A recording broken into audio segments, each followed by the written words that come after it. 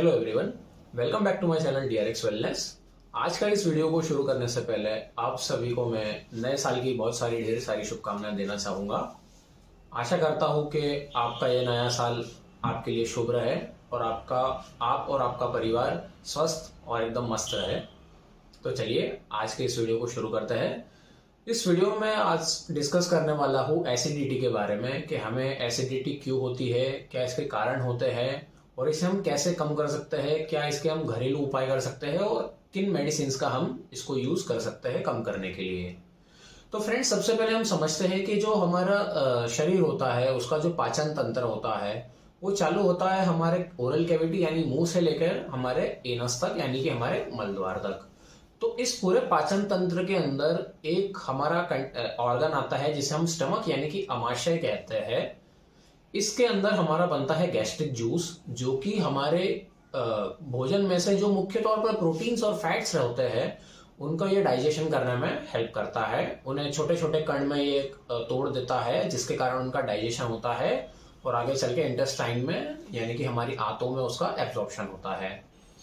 तो फ्रेंड्स, ये जो गैस्ट्रिक जूस होता है इसका पीएच एसिडिक होता है यानी कि यह अम्लीय होता है।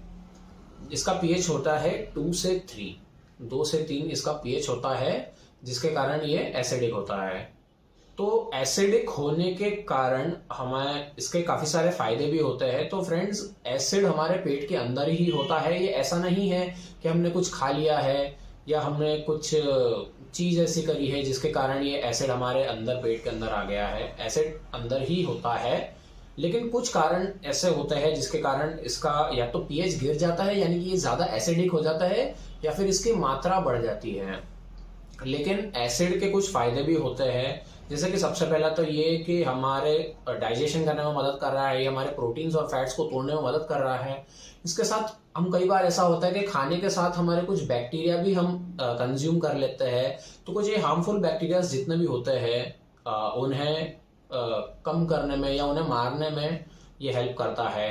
एंड उसी के साथ साथ कुछ हमारे एंजाइम्स होते हैं स्टमक के अंदर, ये उनको एक्टिवेट करने में मदद करता है जो कि फर्दर डाइजेशन करने में हेल्प करता है।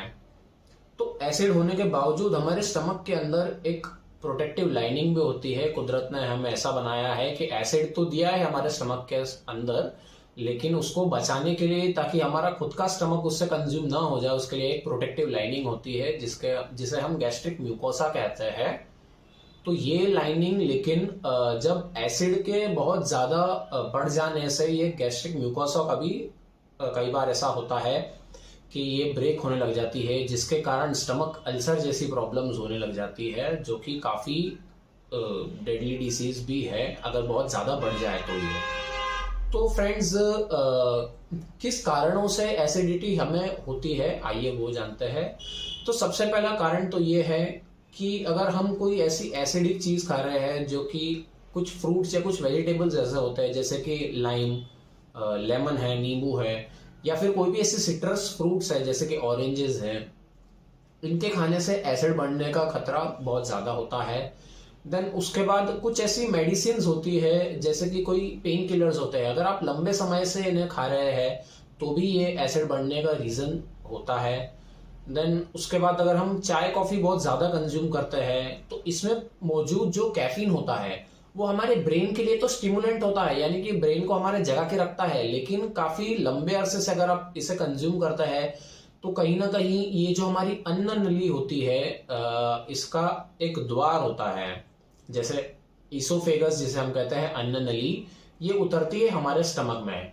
लेकिन अगर एसिड बहुत ज्यादा बढ़ जाता है तो कई बार ये होता है कि एसिड ऊपर की तरफ आने लगता है जिसके कारण हमें हार्ट बर्न होने लग जाता है यानी कि हमारे छाती में दर्द होने लग जाता है गैसेस बनने के कारण या फिर एसिड के ऊपर आने के कारण, जिसे हम गैस्ट्रिक इसोफेगल रिफ्लक्स डिसीज भी कहते हैं। तो ये अगर हम बहुत ज्यादा कैफीन कंज्यूम करते हैं तो इसके चांसेस बहुत ज्यादा बढ़ जाते हैं।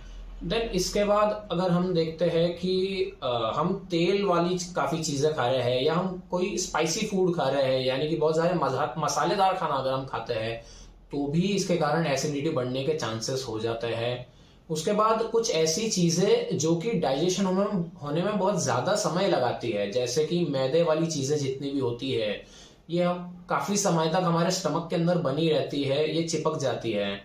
तो जिसके कारण क्या होता है कि एसिड बहुत लंबे समय तक इन पर वर्क करता है, क्योंकि स्टमक के अंदर ये चीजें काफी ज्यादा देर तक है, तो एसिड भी उतने लंबे समय तक वर्क करता है, जिसके कारण कहीं ना कहीं बहुत ज्यादा एसिडिक इन्वायरमेंट बन जाता है हमारे स्टमक के अंदर, और ये एसिडिटी बढ़ जाती है। देन उसके बाद एक कारण ये भी है कि जो लोग टेंशन बहुत ज्यादा लेते हैं, यानी कि आपको वो स्ट्रेस है, तो उसके कारण भी दोस्तों ये होता है कि कॉर्टिसोल लेवल्स बढ़ जाते हैं। कॉर्टिसोल लेवल्स बढ़ने के कारण, जैसे हम पिछले वीडियो में भी डिस्कस कर चुके हैं, कि कॉर्टिसोल लेवल बढ़ने से हमारा डाइजेशन स्लो हो जाता है। तो अगेन डाइजेशन स्लो होने से हमारे जो स्टमक की जो कैपेसिटी होती है उसको डाइजेस्ट करने की, वो भी स्लो हो जाती है। एंड अगेन एसिड उस पर लंबे समय तक वर्क करता है हमारे खाने के ऊपर, जो भोजन के ऊपर, तो जिसके कारण एसिडिटी अगेन बढ़ने का खतरा हो जाता है। तो फ्रेंड्स, ये चीजें जो हमने बताई है, आपको ये चीजें टालनी है, जैसे कि काफी ज्यादा अगर आप सिट्रस फ्रूट्स कंज्यूम करते हैं तो उसे आप बंद करिए। आप बहुत ज्यादा मात्रा में अगर आप चाय कॉफी पीते हैं तो इसे बंद करिए। मैदे वाली चीजों को आप अवॉइड करें। तेल वाला खाना या फिर बहुत ज्यादा मसालेदार खाना, आप इस चीज को अवॉइड करें। एंड इसके साथ अगर एसिडिटी बहुत ज्यादा बढ़ गई है तो कुछ घरेलू उपाय आप ये कर सकते हैं कि ठंडा दूध या फिर आप केला यानी कि बनाना आप कंज्यूम कर सकते हैं। इसके अंदर बेसिकली दोस्तों कैल्शियम कार्बोनेट की मात्रा काफी अच्छी होती है, जो कि एसिड को न्यूट्रलाइज कर देता है।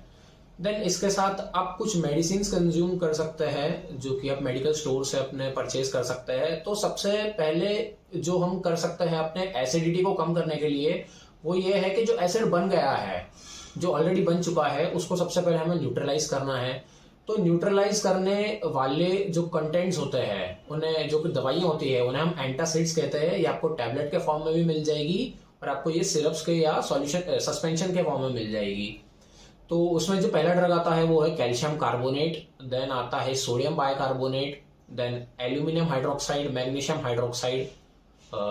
जैसे कि हम लेते हैं अगर जेलुसिल या फिर डाइजीन, ये कुछ टैबलेट्स या हम सस्पेंशन के फॉर्म में भी ये मिल जाती है। इसके अंदर एल्यूमिनियम हाइड्रोक्साइड और मैग्नीशियम हाइड्रोक्साइड होता है, जो कि एसिड को न्यूट्रलाइज करता है। एंड देन आता है सोडियम बाइकार्बोनेट, जो कि हम सोनामिंट, अगर आपने कभी सुना हो, ये आपको मेडिकल स्टोर्स में मिल जाएगा। 50 रुपए की कुछ 1000 गोलियां आ जाती है, काफी सस्ती सी ये दवाई है। इसे भी आप ले सकते हैं अपने एसिडिटी को कम करने के लिए। देन उसके बाद जो दूसरा तरीका होता है एसिडिटी को कम करने का, वो है ऐसी दवाइयों को कंज्यूम करना जो कि एसिड के सिक्रेशन को ही रोक देती है, एसिड की बनने की क्रिया को रोक देती है। तो उसमें 2 प्रकार की मेडिसिन आती है दोस्तों। पहली होती है H2 एंटीहिस्टामिनिक्स। इसके अंदर आते हैं हमारे रेनिटिडिन, फेमोटिडिन, सिमेटिडिन। रेनिटिडिन काफी इसमें से एक पॉपुलर ड्रग है, जो आप एसिलॉक कंज्यूम करते हैं। एसिलॉक आपने सुना होगा, काफी पॉपुलर दवाई है एसिडिटी को कम करने की। इसके अंदर होता है रेनिटिडिन।